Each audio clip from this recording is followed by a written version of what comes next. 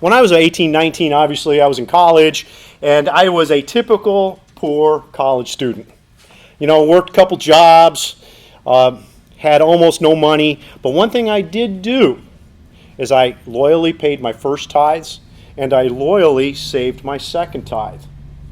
Well, in between my freshman and sophomore year at Ambassador College, God blessed me with this fantastic summer job. I worked construction for a couple months, and I got paid this unbelievable amount of money.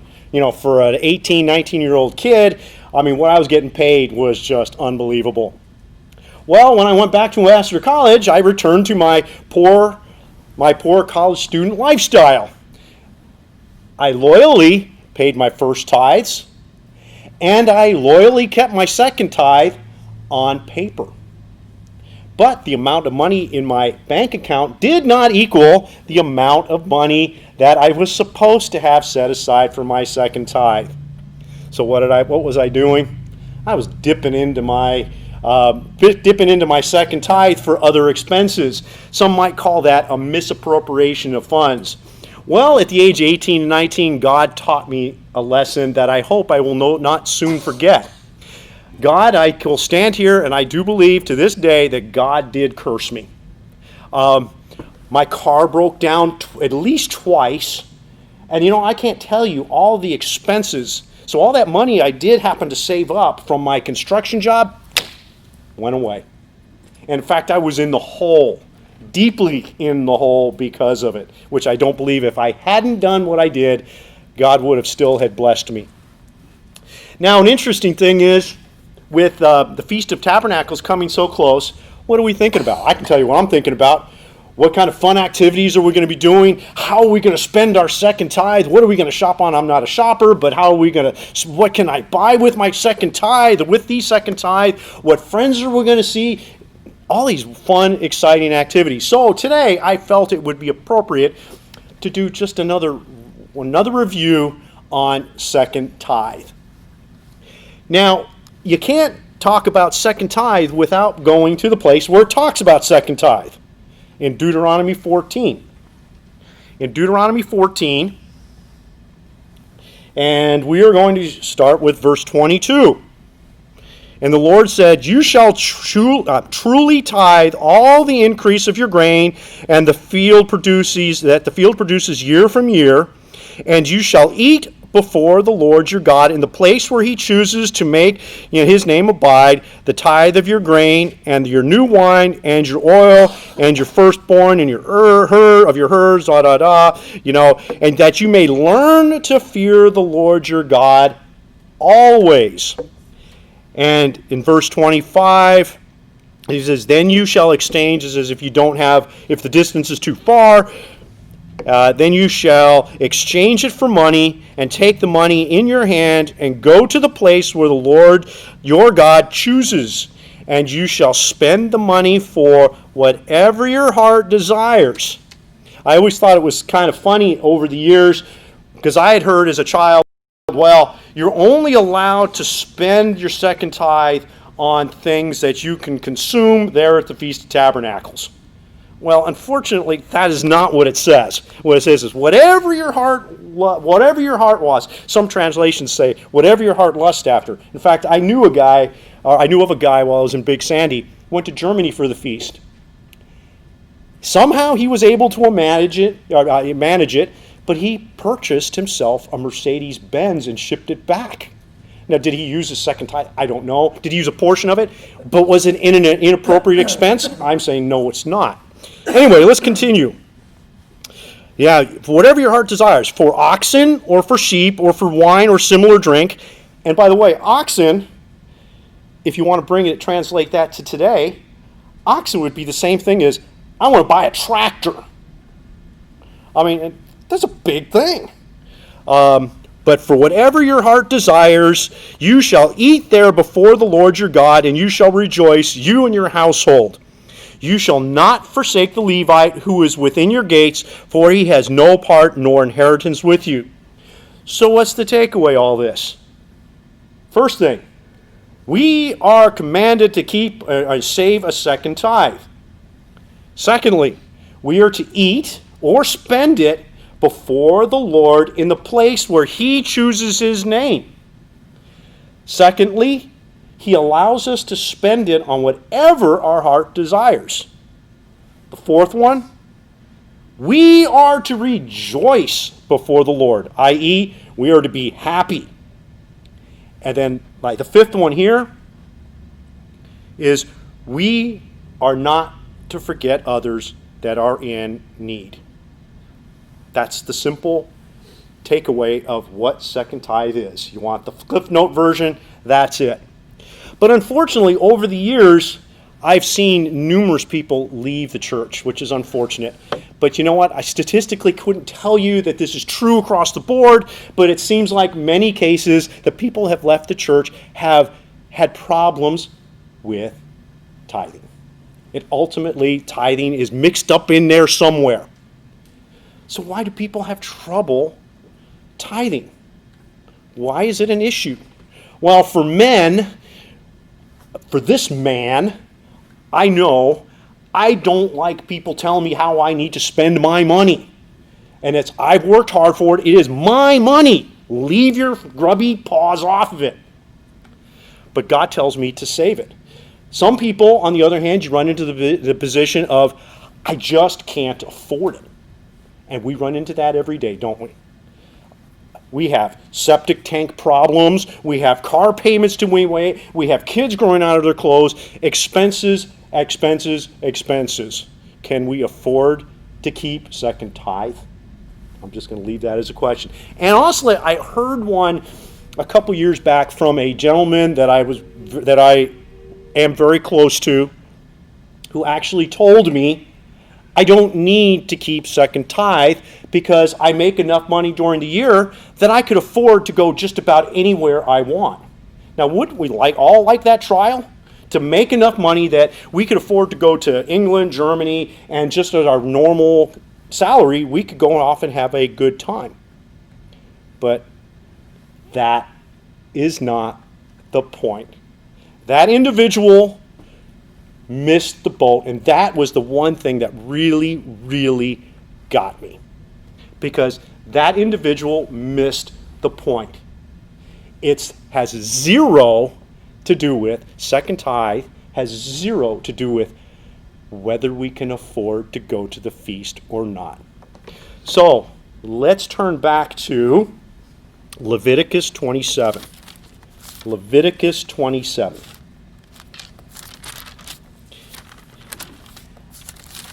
I did mention it to the individual, but you know what? He just said, hey, I can afford it, and I take care of all the people anyway, so what does it matter? Well, the truth of the matter is, God says it does matter. Leviticus 27, chapter 27, and verse 30.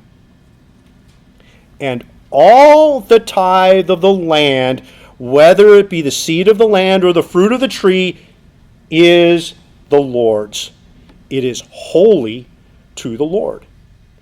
And concerning the tithe of the herd or the flock, whatever passes under the rod, the 10th one shall be holy to the Lord. So what happened? What is that telling us? I'm not a farmer, but reading it directly, you get your herd going through and you get the rod, you go 1, 2, 3, 4, 5, 6, 7, 8, 9, 10, boom, yank it out, belongs to God. 1, 2, 3, 4, 5, 6, 7, 8, 9, 10, boom, belongs to God. Doesn't matter. And in verse 33, you shall not inquire whether it is good or bad, nor shall you exchange it. And if you exchange it at all, then both it and one exchanged for it shall be holy. It shall not be redeemed. These are the commands which the Lord commanded Moses for the children of Israel on Mount Sinai. The point is, the second tithe, we all think about first tithe being God's, but the truth of the matter is, the second tithe also belongs to God. Tracy and I, we were all at the feast a number of years ago, and while we were there, some friends whose kids are grown invited us all to go out to this place called, Safari Cafe or something. It was a themed type restaurant that overcharged for the food that wasn't that good, and then it had a great gift shop in the back or in the front. And they all siphoned everybody through the gift shop. Well, the individual was insistent upon paying for my meals, paying for everybody, and then went out and took my kids to the gift shop. And I don't remember how much he spent, but he spent a crazy amount of money on my kids. Bill, don't. I can afford all of this. Don't worry about it. He says, don't worry, Tom. This money all belongs to God anyway. And I thought, that's absolutely brilliant. Absolutely. It says it in Scripture, but I never really realized it. The second tithe that we put in our pocket and we carry belongs to who? To whom? Does it belong to you? Negative. It doesn't. Now, what was my problem when I was that snot-nosed 18, 19-year-old kid just learning many lessons of life? I was using money, spending money that did not belong to me. I was touching something that did not belong to me. You know what? The thought that came to my mind too? Until the Feast of Tabernacles, that money sitting in my bank account was forbidden. It was absolutely forbidden. Now we think of a lot of things that we've touched, or stories of forbidden things that have been touched throughout the Scriptures. What's the first one that comes to the mind? Adam and Eve. What did they touch? They touched the tree of the knowledge of good and evil. They were told, don't do it. We know the story. They got kicked out of the garden. The man had to now toil. The women have difficulty in childbirth. And as it mentions too, as I was reading it yesterday, as it mentions, when they got kicked out of the garden, it was to keep and prevent them from having access to God and the tree of life. Wow, what punishment for touching the forbidden thing. There's another one I want to bring out, and that one happens to be, and we've all know this is a familiar story as well, and it's in the book of Joshua. Joshua chapter 6. And we'll start in verse 17. And this was at the time when the Israelites first came to the land, and they went around, and the walls of Jericho fell. And in verse 16, let's go start with verse 17. Now the city, Jericho, shall be doomed by the Lord to destruction. It and all who are in it, only Rahab the harlot shall live. She and all who are in her house, because she hid the messengers that were sent. Verse 18, and you by all means abstain from the accursed things. And actually there is a translation, and I didn't write it down, forgive me, that actually says instead of for cursed, some translations say banned, and the one I like is forbidden. So it is for by at all means abstain from the forbidden thing, lest you become accursed when you take of the forbidden thing and make a camp of Israel accursed and trouble it. And in verse 19, but all the silver and gold and the vessels of bronze and iron are consecrated to the Lord, and they shall come into the treasury of the Lord. 1, 2, 3, 4, 5, 6, 7, 8, 9, 10. The Jericho belonged to God. No ifs, ands, or buts about it. And of course, then we know the rest of the story in chapter 7 and verse 12. Therefore the children of Israel could not stand before their enemies, but turned their backs because of their enemies, because they have become doomed to destruction. Neither will I be with you any more unless you destroy the accursed or forbidden from among you. That's after Achan took the accursed or forbidden thing. And in verse 12, that was verse 12, and let's jump down to verse 15.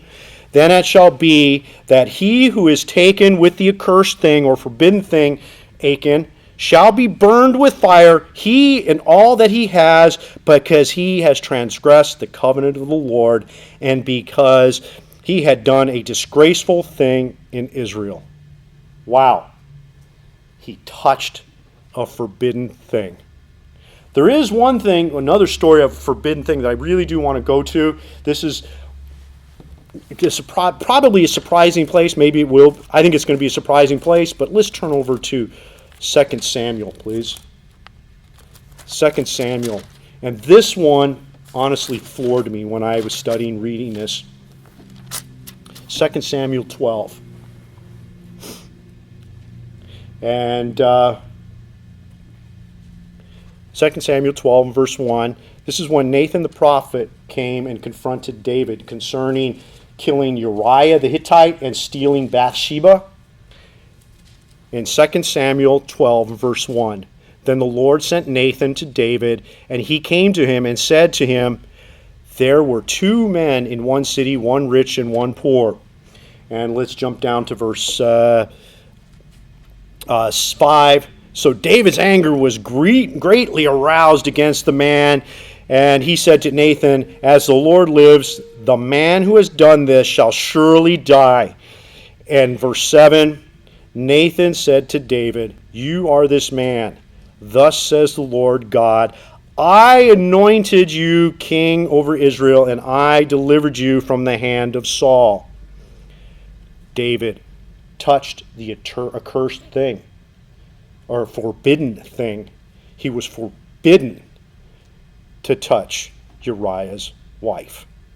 But the one verse here that gets me, it just boggles my mind, and in verse 8, I gave you your master's house and your master's wives into your keeping, and gave you the house of Israel and Judah. Now he starts there. He says, I gave you everything. All the wealth that was associated with Israel and Judah were yours, and I gave you women, lots of them. And the ending verse, and if that had been too little, I also would have given you, not more, I would have given you much more. Do you get that? I was flabbergasted when I saw that. You obey God, you don't touch the forbidden thing, and he will give you everything. And even if everything is too little, he'll find more to give you. I mean, the first thing that jumps out of there, David, you like women? You have a bunch already. You want more? I'll give you more. I mean, that's the first thing that jumps out at me. But I think it implies more than just women folk being given to David. I think it implies wealth, horses, cars, everything. And I would, if that had been too little, I would have given you much more. Also means guns too. Now, this does parallel something that we're very familiar with. Malachi 3.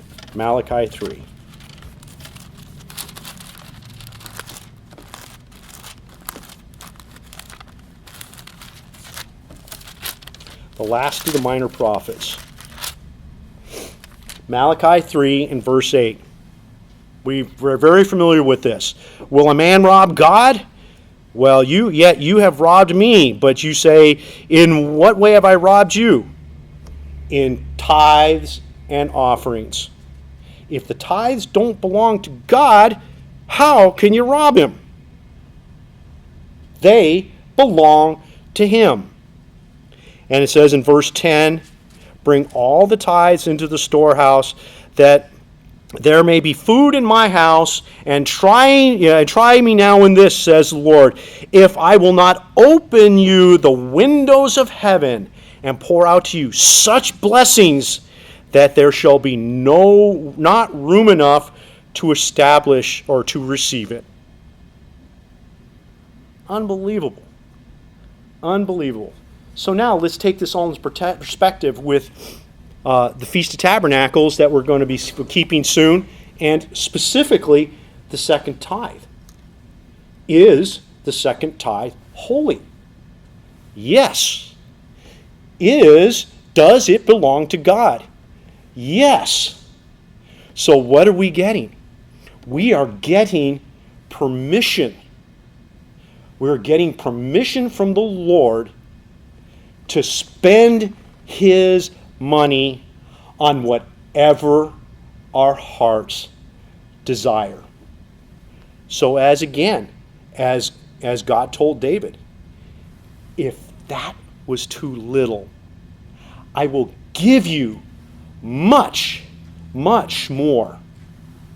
With all that in mind, when you spend your second tithe, thank God, because you know it belongs to him. So let's all have a great and joyful feast.